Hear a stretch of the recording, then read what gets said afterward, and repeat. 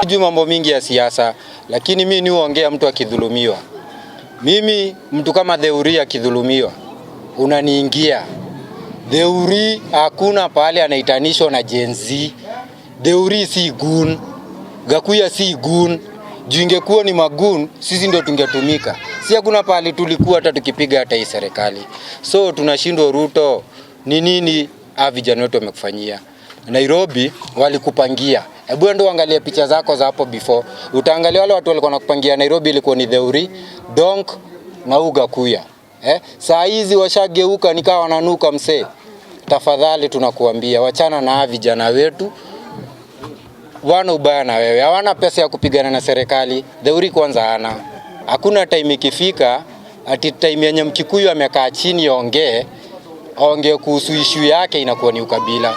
Saizi ukienda huku hivi kwa kina Kalwale anafanya bullfighting. Hiyo si ukabila. Lakini kikamni issue yoyote ya Mkikuyu inaekelewa kwa meza inakuwa ni ukabila. Hiyo tuache, si ukabila na tumekataa. So kitu yoyote saa hizi tunataka nyinyi mfanye na msimamishe. Hatutaki hiyo impeachment.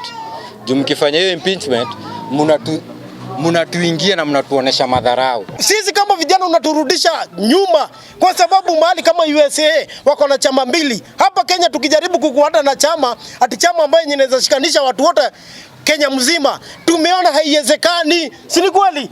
Kwa sababu hii mambo yote inatokea kwa sababu Gachagua hakukuja na chama yake. Na umeturudisha nyuma. Tulikuwa tunadhania tunaenda na njia mzuri, tulikuwa tunadhania Kenya yetu itakuja siku moja kuwa na chama mbili, lakini tumeona haiwezekani. Si ni kweli? Kwa hivyo hiyo impeachment ya kesho, sisi tunaangalia hao MP na moja kwa moja tutawatuma nyumbani ya 2027 hao MP.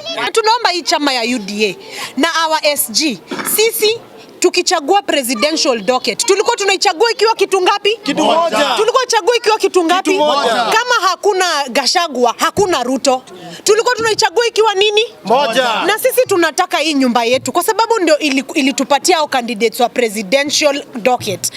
Sisi tunasema Gachagua ni mtoto wetu wa UDA, Ruto ni mtoto wetu wa UDA. Na tunataka kusema SG leo tunataka ukue free and fair because hii yote ni nyumba moja. Na hatuwezi afford kukuwa na in-house fights at this time.